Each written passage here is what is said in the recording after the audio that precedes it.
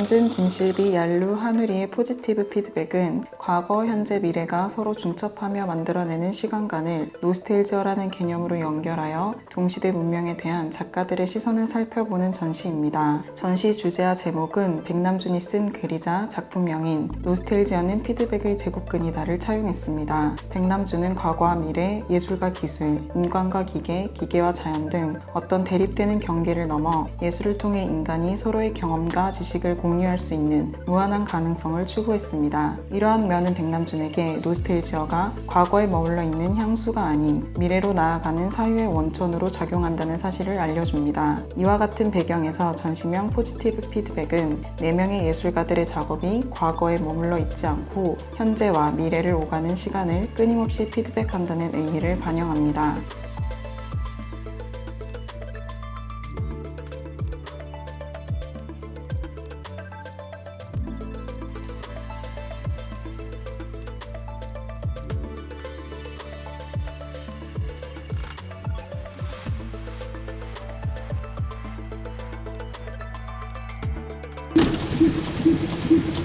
노스텔지어는 피드백의 무한제곱은 과거와 미래, 아날로그와 디지털, 옛것과 새것 등 각각 대립되는 속성과 시간을 가진 사물들이 서로 조화를 이룹니다. 옛날 집에 있을 법한 캐비넷과 램프, 벨벳 앨범 등은 집, 고향, 그리움과 같은 노스텔지어의 단상을 떠오르게 합니다. 한편 네온색의 기호와 캐비넷 창으로 보이는 복잡한 전선, 각종 카메라로 조립된 로봇은 생경한 사물에 대한 신비로움과 미래적인 이미지를 전합니다. 각각의 사물은 과거와 미래라는 기준점에서 대립됩니다. 하지만 함께 모인 전체로서는 시각적으로 자연스럽습니다. 과거와 미래가 연결되어 공명할 때 발현되는 어떤 존재의 아름다운 모습인 것입니다. 이러한 시간에 대한 철학을 바탕으로 미래를 탐구했던 백남준처럼 김실비, 얄루, 한우리는 동시대에 대한 자신만의 인식과 관점을 예술로 표현합니다.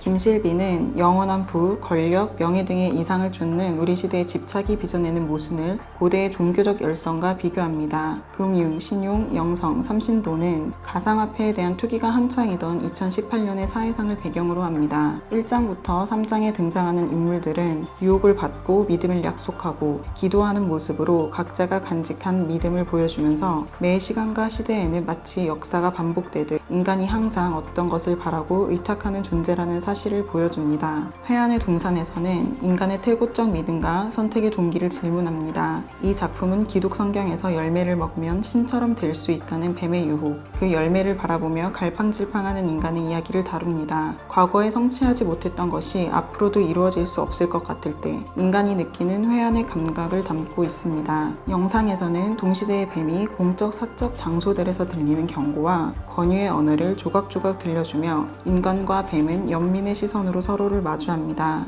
영상에 등장하는 요소가 설치에서는 우리 눈앞에 욕망의 대상으로 실제합니다. 이렇게 동서양의 재단을 의식한 설치로 작가는 영상의 서사를 현실 세계로 확장합니다. 얄루의 작업은 문명의 발전이 최정점에 달한 시대와 대조적으로 코로나 팬데믹 시기에 일어난 인간 공동체의 불화를 목격하며 미래의 지구에 무해한 존재로서 살아갈 신인류를 상상하는 작업을 합니다. 얄루가 탄생시킨 신인류 호모폴리넬라는 고도의 지적 능력을 지녔으며 더 이상 음식 섭취도 호흡도 불필요한 생명체로 증오, 공포, 공격성 등의 요소가 제거된 자연을 사랑하고 더불어 살아가는 미래인류입니다. 이러한 호모폴리넬라는 서로 다른 존재가 함께 공존하길 바라는 얄루의 바람을 보여줍니다. 그러면서 얄루의 작업은 아름다운 미래를 막연히 낙관하는 것이 아니라 이를 위해 윤리적이고 진취적인 사유가 필요하다는 사실을 알려줍니다. 한우리의 작업은 사물이 지닌 시간과 이야기를 탐구합니다. 한우리에게 과거의 매체인 영사기가 흥미로웠던 점은 이것이 과거의 물건이지만 우리 세대에겐 새로운 뉴 미디어로서의 의미가 더 크기 때문입니다.